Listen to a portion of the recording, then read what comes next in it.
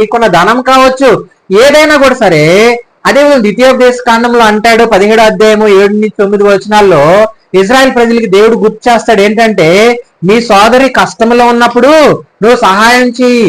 అదే విధముగా నువ్వు వెళ్ళే నీ పురముల్లో నువ్వు నివసించబోతూ ఉన్నావు, అక్కడెవరైనా పేదవాడున్నా అక్కడెవరైనా భేదవాడున్నా నువ్వేం చేయాలంటే నీ కలిగిన దాంట్లో నువ్వేం చేయాలి, వాళ్ళకి సహాయం చేయాలని చెప్పి దేవుడు అక్కడ ఉన్న ప్రజలందరికి, ఇజ్రాయెల్ ప్రజలకు గుర్తు చేస్తాడు. అయితే ఈ రోజు నీకు నాకు దేవుడు ఎందుకు గుర్తు చేస్తున్నాడు అంటే, మొట్టమొదటి నేను చెప్పింది ఏంటంటే మీరు సిద్ధపాటు కలిగి ఉండాలి. రెండవది దేవుడు నీకు ఇచ్చిన తలాంతులు నువ్వేం చేయాలి, దాన్ని రెట్టింపు చేసుకోవాలి. మూడో విషయం ఏంటనంటే, ఒక భేదవాడు అంటే చూడండి, భేదవాడు అంటే రెండు రకాలుగా కూడా ఉన్నారు. చూడండి, దేవుని మనము ఎరిగి ఉండి కూడా సరే మనం ఎవరికి సహాయం చేయకపోయినా నువ్వు కూడా భేదవాడితో సమానమే.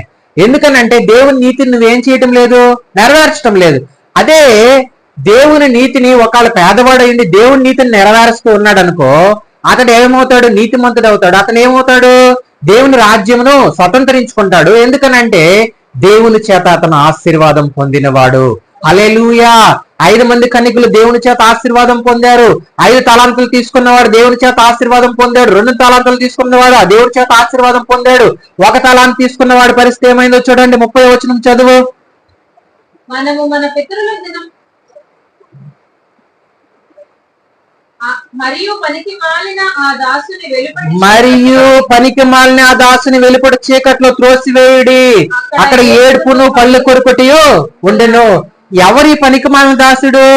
1 తలాంతు ఇస్తే ఆ తలాంతుని తీసుకెళ్లి మట్టిలో దాచిపెట్టి మళ్ళీ ఆ యజమానికి ఇచ్చాడే.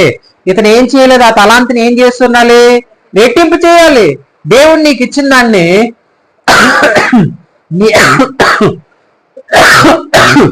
నీకు ఇచ్చిన దాన్ని నువ్వేం చేయాలంటే రెట్టింపు చేయాలి. హల్లెలూయా. నీకు ఇచ్చిన ఆత్మను నువ్వు రెట్టింపు చేయాలి, నీకు ఇచ్చిన సంగమును నువ్వు రెట్టింపు చేయాలి, నీకు ఇచ్చిన ఆత్మీయ ఆశీర్వాదములను నువ్వేం చేయాలంటే రెట్టింపు చేసుకోవాలి. అప్పుడే నీ జీవితంలో నువ్వేం చేయగలుగుతావు అంటే దేవుని రాజ్యమును స్వతంత్రించుకోగలుగుతావు. దేవుడు ఏర్పరచబడే ఆ 2 గొర్రెలు మేకల్లో నువ్వు గొర్రెల వల్లే ఉంటావు. హల్లెలూయా. అయితే నువ్వు చేయాల్సింది ఏంటంటే, ఎవరైనా ఒకవేళ దాహంగా ఉన్న వారికి నువ్వేమి ఇవ్వాలంట, నీళ్ళు ఇవ్వాలి. ఆకలి ఉన్న వాళ్ళకి అన్నం పెట్టాలి. అదే విధముగా ఆ స్వస్థత లేకుండా అనారోగ్యముగా ఉన్న వారితో నువ్వేం చేయాలి, స్వస్థతనివ్వాలి. ఒకవేళ సరసాల్లో ఉన్న వ్యక్తి దగ్గరికి ఏం చేయాలి, వెళ్ళి పరామర్శించాలి. సరసాల్లో ఉన్న వ్యక్తి ఏదో ఒక తప్పిదం చేస్తే వెళ్ళుంటాడు. అయితే అలాంటి వ్యక్తి నువ్వేం చేయాలి, పలకరించాలి.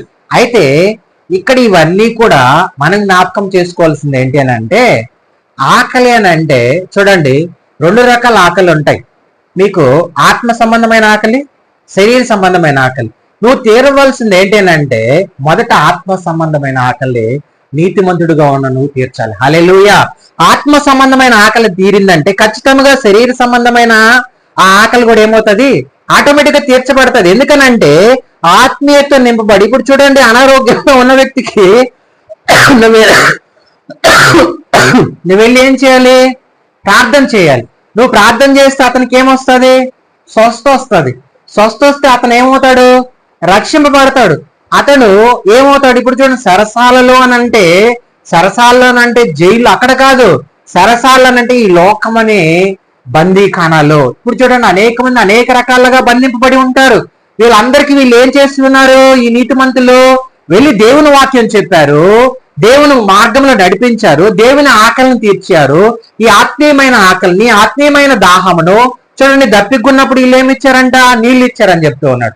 అదే విధముగా అనారోగ్యంగా ఉన్నప్పుడు వీళ్ళు ఏం చేశారు, ఆదరించారు. చూడండి, ఇవన్నీ కూడా దేవుని రాకడలో నువ్వు ఎత్తబడాలని అంటే ఖచ్చితంగా నీ జీవితంలో ఇవన్నీ నెరవేర్చబడాలి. నువ్వు ఇవేవి నెరవేర్చకుండా నేను రక్షణ పొందాను, ప్రతి ఆదివారం చర్చికి వెళ్ళిపోతాను, ఏదో కానికిచ్చేస్తాను అని అనుకుంటే సరిపోదు.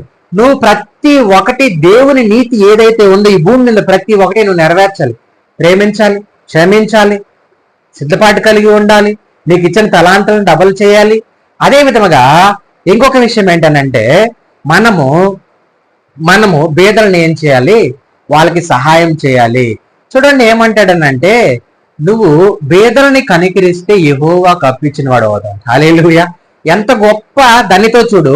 ఒకవేళ నీకున్న దాంట్లో ఎవరికైనా నువ్వు సహాయం చేస్తే ఖచ్చితంగా నిన్ను ప్రేమించిన వాడిని నువ్వు ప్రేమించడం కాదు, నిన్ను క్షమించిన వాడిని నిన్ను క్షమించడం కాదు, నువ్వు భోజనం పెట్టిన వాడికే నువ్వు భోజనం పెట్టడం కాదు. కానీ దేవునిని ఆయన మాట ఏం చెప్తుందనంటే నీ శత్రువుని కూడా నిన్ను దేవుడు ప్రేమించమంటున్నాడు. హల్లెలూయా.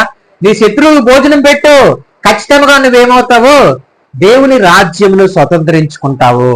ఆయన తండ్రి చేత ఆశీర్వదింపబడిన వారులారా అంటూ ఉన్నాడు. హల్లెలూయా.